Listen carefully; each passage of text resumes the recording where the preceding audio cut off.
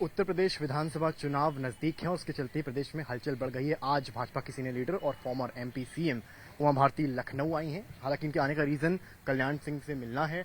Ma'am, सबसे पहले मैं सवाल कल्याण सिंह पर ही लूंगा। पूर्व यूपी सीएम हैं, कैसी हालत आप अभी मिलकर उनसे आएंगे? ठीक लगे, अच्छे लगे, और मैं बस यही चाहती हूँ कि जल्दी अच्छे होकर घर आ जाएं तो दोबारा उनको मिलने आऊंगी मैं, क्योंकि उनकी बहुत ज़रूरत है। इस देश में एक समय ऐसा था जब भाजपा को पिछड़ों की पार्टी नहीं माना जाता था। कल्याण सिंह जी जब उत्तर प्रदेश के मुख्यमंत्री बने उस समय पर उसकी शुरुआत हुई। आज मोदी जी के प्रधानमंत्री बनने के बाद तो स्थितियां बदल गई हैं। अब वो अति पिछड़ी जाति में पैदा हुए एक ऐसे प्रधानमंत्री हैं जो सर्वजन समाज में स्वीकृत हैं, सभी धर्मों और संप्रदायों में स्वीकृत हैं। अंतर्राष्ट्रीय स्तर पर उनकी धमक बनी है इस बात को लेकर के। लेकिन शुरुआत तो कल्याण सिंह जी ने की थी, पहली आहुति कल्याण सिंह जी की थी और पूर्णाहुति फिर मोदी जी के द्वारा हुई है। इसलिए बहुत महत्व है और बहुत जरूरत है कल्याण सिंह जी की कि वो स्वस्थ होकर के यहाँ आए।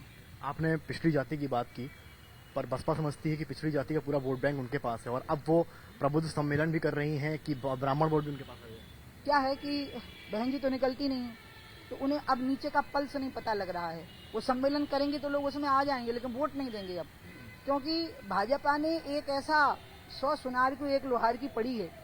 आस्था, राष्ट्रवाद और विकास का जो मेल हुआ है ये पहले कभी नहीं हुआ। विकास भी है और राष्ट्रवाद भी है। नहीं तो पहले हमको भजन मंडली माना जाता था, राम भक्ति करने वाले माना जाता था, अब हमें गरीबों का भक्त भी माना जाता है। तो इसलिए ये जो मेल हुआ है इसके कारण इनके सारे प्रयास निष्फल होंगे, अब कुछ नहीं होने वाला है। सतीश चंद्र मिश्रा ने जो है अयोध्या में बोला कि भाजपा जानबूझ के मंदिर कंस्ट्रक्शन स्लो करवा रही है जिससे उनको इलेक्शन में फायदा हो सके। तो वो सुझाव दें कि तेज कैसे किए जाए। किसी टीवी चैनल पे एक दिन शो हो जाए और वो ये बताएं कि भारत का प्रधानमंत्री साष्टांग दंडवत किया है हनुमानगढ़ी में हनुमान जी को।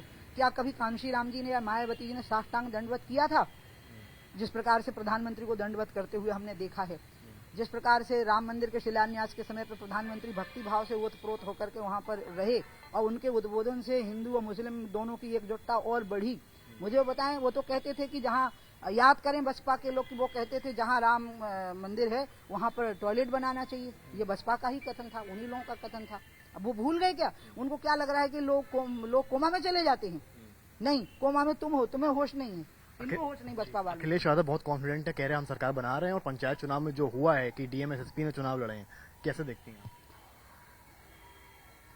ये बेचारे पहले क्या करते थे कि अब ये चीज भी हमारे हाथ में है कि हम शासन और प्रशासन को निष्पक्ष कर लेते हैं। हम उनको कहते हैं कि ठीक है, लोग जिसको वोट डालना चाहें उनको वोट डालने दो। पहले ये करते थे, ये लोग आतंक करते थे, भय करते थे। अब हम आतंक को भय होने नहीं देते हैं और लोग निर्द्वंद होकर के वोट डालते हैं।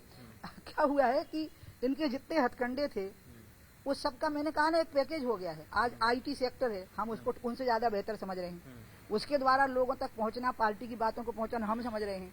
रोटी और रोजगार की व्यवस्था हम समझ रहे हैं। उनको आप बता दो, हम 70 और 80 के दशक की बीजेपी नहीं है, हम ये 2010 से 2020 की बीजेपी हैं। संसार की जितनी भी टेक्निक होती हैं लोगों तक पहुंचने की, उसमें हमारी सबसे बड़ी एक्सपर्टी, हम दुनिया को ट्रेनिंग दे सकते हैं। इसलिए हमने भयभीत किया है ऐसा कुछ नहीं है। हमारी अप्रोच करेक्ट है, हमारी अप्रोच हाईटेक हो गई है। आपने टेक्निक और हाईटेक अप्रोच की बात करी। कॉल रिकॉर्डिंग का मामला सामने आया, नेताओं का हुआ, कई विपक्ष कह रहा है भाजपा ने कराया। ये पता है विकीलीक्स जैसा होने वाला है। याद है पहले एक पेपर आया, फिर दूसरे दिन कोई पेपर आ गया। ऐसा बकवास है, इसकी कोई प्रामाणिकता नहीं है। अब प्रामाणिक बातों पर विपक्ष हंगामा करता है क्योंकि उनके पास में एक तो मुद्दे नहीं बचे हैं, तो वो जो बातें कर रहे हैं वो अब प्रामाणिक बातों पर खड़े हो गए। ऐसे ही हल्की फुल्की बातें कर रहे हैं, इसका कोई मतलब ही नहीं। विकीलीक्स का अंतिम क्या हुआ था आप याद करो। उत्तर प्रदेश आपके दिल के करीब रहा है, चुनाव नजदीक है, प्रियंका गांधी वाड्रा आती हैं, ओवैसी अपनी किस्मत आजमा रहे हैं। कैसे देखें जो हर विपक्षी दल आके यहाँ पर? उनका तो काम है ना, जब वो राजनीति करेंगे तो उन्हें कहीं न कहीं भले ही बने 2 वोट ना मिले, लेकिन उन्हें आना ही होगा। मैं पूरी तरह से ये घोषणा करके जा रही हूँ कि पहले से भी ज्यादा मतों से हम यहाँ पर विजय प्राप्त करेंगे विधानसभा चुनाव में। असदुद्दीन ओवैसी तो ये तक बोल गया कि लैला मजनू फैक्टर जो है योगी और ओवैसी का है, इसको लेकर मैं इसमें से कौन सी लैला हो कौन सा मजनू, मुझे तो एंटी मजनू स्क्वाड यहाँ का जरूर याद है। इसलिए ऐसी बातें करना ही, पता नहीं किसने करी है ये बात। अरे राम राम, मैं उनको कहूंगी भाई साहब आप बहुत अच्छे पिता के पुत्र हो, उनके फादर बहुत अच्छे थे। ओवैसी साहब की जबान फिसल गई लगता, नहीं तो वो ऐसी खराब बातें बोलते नहीं। मैं उनको कहूंगी संभल के रहना, ये उत्तर प्रदेश है। नहीं, बहुत कॉन्फिडेंट से बोला नहीं, तो जो बोला, अगर इसमें वो कॉन्फिडेंट है इतनी इंडिसेंट लैंग्वेज पे, देन आई एम सॉरी। मैं अभी तक उनको एक मतलब डिसेंट आदमी समझती थी। मैं उनको फिर कहूंगी संभल के रहना, ये लखनऊ है और उत्तर प्रदेश है, यहाँ तहजीब से बात होती है।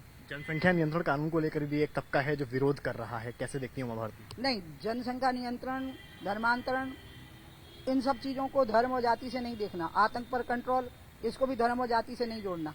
लॉ एंड ऑर्डर पर कंट्रोल, इसको भी धर्म और जाति से नहीं जोड़ना।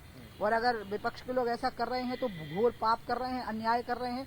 उन्हें वो मुद्दे निकालने चाहिए ना जो हमारे खिलाफ है। अगर नहीं है तो फिर शांति से भगवान का भजन करना चाहिए अयोध्या में सबको। भाजपा में काफी इस समय उठापटक चल रही, मंत्रिमंडल विस्तार की बातें चल रही। पहले ये भी हुआ कि शायद योगी आदित्यनाथ ही सीएम नहीं रहेंगे, कैसे आपने? पार्टी ने जो बयान इसके बारे में दिया है, मैं उसी बयान में अपने आप को एसोसिएट करूंगा। आपको क्या लगता है यूपी चुनाव में भाजपा की क्या प्रोबेबिलिटी, और सीएम फेस है योगी आदित्यनाथ, आपको क्या लगता है पिछले 4 सालों में कैसा रहा? बहुत अच्छा। 2017 के चुनाव में 4 चेहरे दिखाए गए थे, एक मेरा भी चेहरा था। 2019 के चुनाव में मोदी जी का चेहरा दिखाया गया, अब योगी जी का चेहरा होगा। और ये चेहरा इतना प्रबल होगा, ये तो आदित्यनाथ है, सूर्य है। ये तो सूर्य की प्रखरता के साथ में ये चेहरा उदित होगा, प्रचंड मतों से हम जीतेंगे। पिछला चुनाव नरेंद्र मोदी के चेहरे पे लड़ा था, पहला चुनाव जो योगी आदित्यनाथ के चेहरे, लोकसभा का। ये जो चुनाव यूपी का है, ये योगी आदित्यनाथ के फेस पे लड़ा जा रहा है। मुझे नहीं पता है ना पार्टी किसके फेस पे लड़ेगी, क्योंकि हमारा तो कमल चेहरा होता है और मोदी जी तो हमारे भारत का ही चेहरा हो गए हैं। मोदी तो पूरे भारत की पहचान हो गए। अब भारत और मोदी एक में हो गए। वो इंदिरा इज इंडिया वाली बात में नहीं कर रही हूँ, लेकिन मोदी जिस तरह से चलाए हैं अपने आप को इन 7 सालों में, उसमें मोदी और भारत की जो संस्कृति है वो एक में हो गई है। जिसमें हम मानते थे वसुधैव कुटुंबकम, सारा विश्व हमारा परिवार है, हम ये मानते थे, किसी से राग द्वेष नहीं रखना, सबको अपना मानना। ये जो संस्कृति थी भारत की, ये मोदी में परिलक्षित होती है। ओम प्रकाश राजभर भी यहाँ पर मोर्चा बना रहे हैं और कल उल्टे सीधे बयान भी दिए हैं, काफी भाजपा को लेकर कहा है कि 2 पैर में आएंगे। और कैसे देखती हैं राजनीति में इस तरह की? ये तो राजी नाराजगी है, चलती रहती है। यहाँ के लोग सक्षम है, सब ठीक कर लेंगे। मुझे पूरा भरोसा है कि मोदी जी का नाम और योगी जी का काम हमारी सरकार बनेगी। आखिरी सवाल आपसे ले रहा हूँ, भारतीय जनता पार्टी उत्तर प्रदेश में कितनी सीट्स ला रही है? मेरे को तो बताना। हाँ, अच्छा, हम तो हर सीट पर लड़ेंगे, तो हारने के लिए लड़ेंगे किसी सीट पे? हम हर सीट जीतने के लिए लड़ेंगे। तो जो व्यक्ति इतना कूल कॉन्फिडेंट रहता हो कि हम हर सीट पर जीतने के लिए लड़ेंगे, वो संख्या बताएगा ही नहीं। मैं यही कहूंगी हम प्रचंड मतों से जीतेंगे। लगभग पिछली बार की सीट बढ़ेंगी कम होगी? मैं यही कहूंगी हम सारी सीटें जीतेंगे, तभी तो हम उम्मीदवार खड़ा करेंगे। हम हारने के लिए किसी को नहीं खड़ा करने वाले। बहुत शुक्रिया। तो ये थी हमारे साथ भाजपा के सीनियर लीडर उमा भारती, और इनका साफ कहना है कि भाजपा इस बार हर सीट पर जीतने के लिए लड़ेगी। और एक तरह से असदुद्दीन ओवैसी को एक मैसेज दिया है कि वो जिस तरह की भाषा का प्रयोग कर रहे हैं, लैला मजनू कर रहे हैं, ये उत्तर प्रदेश की राजनीति के लिए सही नहीं है। कैमरामैन गौरव के साथ समर्थ श्रीवास्तव, आज तक।